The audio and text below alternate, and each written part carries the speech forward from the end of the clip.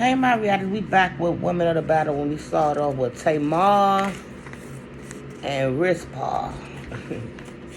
Tamar, a valid woman. Tamar is a role model for any woman who has ever tried to do right but was treated wrongly. From the account of Ahmad and Tamar, it appears that Tamar was a respectful young woman who wanted to play by the rules. When her father, King David, instructed her to make a meal for her half-brother Ahmad, Tamar did just as she was told. When her unscrupulous brother told her to serve him alone in his bedroom, Tamar did as she was instructed. Even as Ahmad grabbed her, Tamar pleaded with him to stop and follow the rules. She told him that if he would just ask the king for her hand in marriage, they could be married and have sex the right way. While Ahmad thought he was in love with her, we see that Ahmad used her to gratify his intimate desires and then despise her. Many of us are in situations like Tamar. We tried to live according to God's words. We obey the laws of the land, but somehow we still keep getting it violated. Someone betrays our trust, someone manipulates our generosity, and before we know it, we're left living with the consequences of other people's poor choices and sinful acts. 2 Samuel 13:20 describes what happened to Tamar after the SB. She could not marry, so she lived with her brother Absalom as a dissolute, broken, and violated woman. We can learn from this tragic story. While it's hard to find anything positive here, it does force us to rethink how we treat victims. Do we cast aside those who struggle in life and live desolated, broken lives, or do we remind them of the healing power of Christ? Do we share the stories of how Jesus took the time to speak to those who were the castaways of society? Do we show the same love Christ showed to the downtrodden? With the love of Christ, who we try to do right and end up getting wrong, do not have to live defeated lives.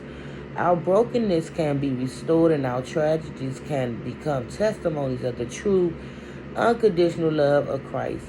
Let Tamar's story remind us to extend a hand and the love of Jesus to those who have been violated in any way. Now we're going to Rizpah, a grieving mother. Rizpah is a relatively unknown woman of the scriptures, yet her action speaks louder than words. In Rizpah, we see a mother who demonstrates love and compassion in order to preserve the remains of not only her 2 sons, but also her stepdaughter's 5 sons. She took sackcloth, a symbol of mourning and distress, and placed it on a rock for herself. The men had been put to death at the beginning of the barley harvest in April. Rizpah kept watch over the bodies to protect them from the vultures and jackals, till the rain poured down from the heavens. Though this may have been a special God-sent rain, marking the end of God's judgment versus draft, alternatively, the reference could have been to the normal rainy season in October. 7 men were executed for their father's grandfather's sin for as long as 6 months. Rizpah dealt with their death face to face.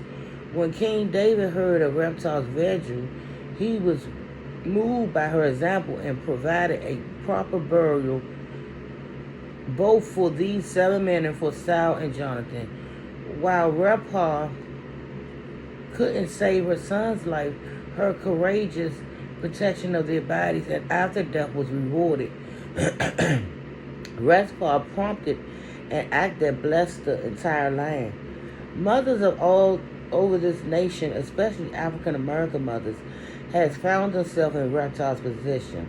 They find themselves taking on the vultures day by day and the jackals by night. Today's vultures and jackals includes racism, the drug culture that destroys everything that gets in its way, the phenomenon of crack strikes at the central nervous system of our community. It can make African American children turn on their own mothers, and African American women give up their children, something even slavery couldn't do.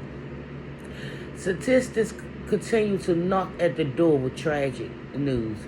Each day, many of our mothers learn that their children has been harmed in some way, socially, economically, educationally, psychologically, spiritually, or physically. We must grieve. We must pick up our sackcloth and grieve out over the situation that now confront us. We must keep vigil over the injustice done to our children. Even if and when some die, we must keep pressing for justice and honor. Through the prayer of mothers and through the vigils of mothers and through the fights of mothers, others can be saved and other lands can be healed. And I will be back.